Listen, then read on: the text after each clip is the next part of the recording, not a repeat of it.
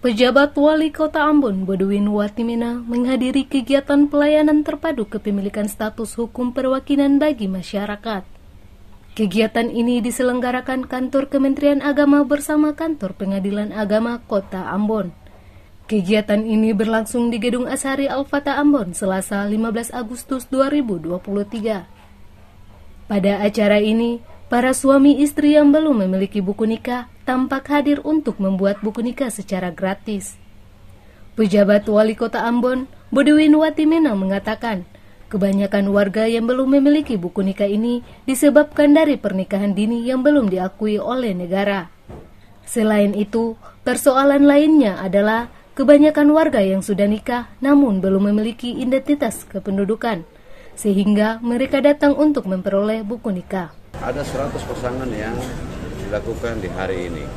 Sebenarnya ini hal yang sederhana yang dibuat sebagai wujud tanggung jawab pemerintah kota, Kementerian Agama dan Pengadilan Agama. Kita ingin supaya seluruh masyarakat yang telah berpasangan suami istri itu memiliki keabsahan pernikahan atau perkawinan. Yang belum inilah yang kita fasilitasi supaya apa? Supaya seluruh masyarakat memiliki kepastian hukum perkawinan, tetapi juga kepastian administrasi kependudukan.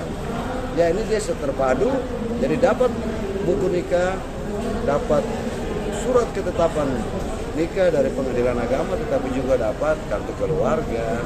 Kalau sudah punya anak, ada kartu identitas anak, kartu akta kelahiran, dan lain-lain. Ya, dan itu gratis, tidak boleh ada yang membayar. Inilah bukti kehadiran pemerintah yang berusaha terus kita lakukan dalam berbagai atau setiap aspek kehidupan masyarakat.